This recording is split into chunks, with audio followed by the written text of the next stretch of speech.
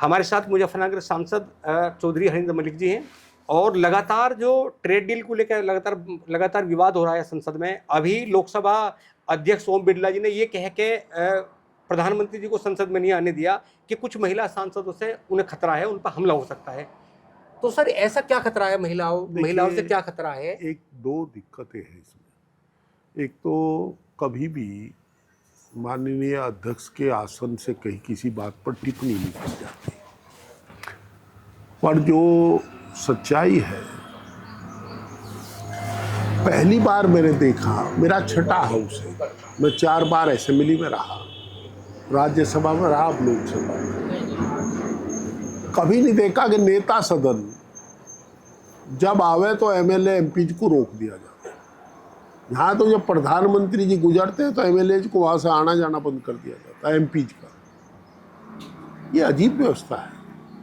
अब वो किससे डरते हैं, कब डरते हैं, इसके बारे में कोई टिप्पणी नहीं कर सकता, पर मुझे तो ऐसा लगे कि प्रधानमंत्री जी को महिला सांसदों के बजाय उस टिप्पणी का ज़्यादा विरोध करना चाहिए जो अमेरिका के राष्ट्रपति ट्रंप ने की है। हम उसे अपना अपमान समझते हैं। आदरणीय नरेंद्र मोदी जी भारतीय जनता पार्टी के नेता हो सकते हैं, पर प्रधानमंत्री मेरे भी हैं, आपके भी हैं, इस देश के प्रधानमंत्री। दुनिया के सबसे बड़े लोकतंत्र के नेता के बारे में ट्रंप ये कह दे कि मैं उसका कैरियर खराब कर दूंगा, पर करूंगा नहीं। अरे तूने कह दिया, कर तो दिया। तो ऐसी क्या बात है? क्यों नहीं उससे कहते थे मैं आंखों में आंख गेर करके बात करूंगा?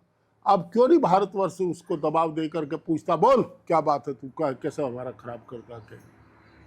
साला को कैरियर चूड़ी का है कि हमने चूड़ी पहन रखी कि मनियार है कि चूड़ी पहन के ले करके घूम रहे, कोई लाठी का खोदा लगा देगा तो वो सारी चूड़ी टूट जाए। कांच का थोड़ा ले रहे हैं।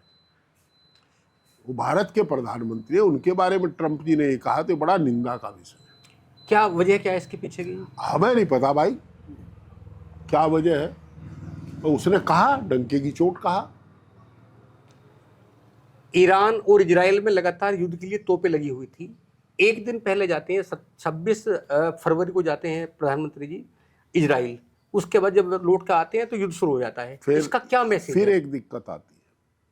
हिंदुस्तान का एक इतिहास रहा है कि विदेशी मामलों में पूरा देश एक साथ रहता था। अब ये हमारी विदेश नीति में कंफ्यूज है हमारी सरकार। इन्हें ये पता नहीं कि हम रसा के साथ रहेंगे या यूक्रेन के साथ रहेंगे। इन्हें ये पता नहीं हम इराक के साथ हैं या ईरान के साथ हैं। इन्हें ये पता नहीं कि हम तटस्थ रहेंगे या नहीं रहेंगे।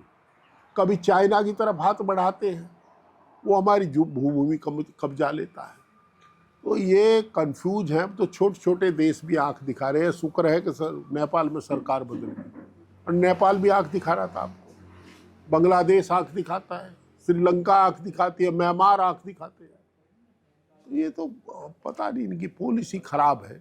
हमारा उनके युद्ध में तटस्थ रहना चाहिए था, या ईरान हमारा पारंपरिक मित्र था, उस पर उसकी मित्रता को ध्यान में रखना चाहिए। निर्णय तो सरकार का था। रसा हमारा पारंपरिक मित्र था, आज भी रसाई काम आ रहा है।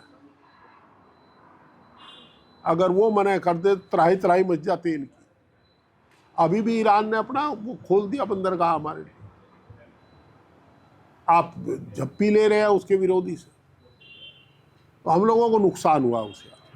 हमारी क्रेडिबिलिटी, देश की क्रेडिबिलिटी इंटरनेशनल लेवल पर डाउटफुल हुई। ये हमारी विदेश नीति में कुछ चूक है। विदेश नीति टोटली फेल है।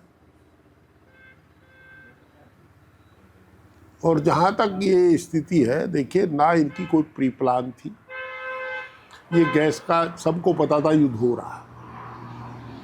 ना ये तेल की खरीद की व्यवस्था कर पाए, ना गैस की अल्टरनेट व्यवस्था कर पाए। अब भागे घूम रहे हैं। अब पछतावत क्या होता है जब चिड़िया चुग गई खेत।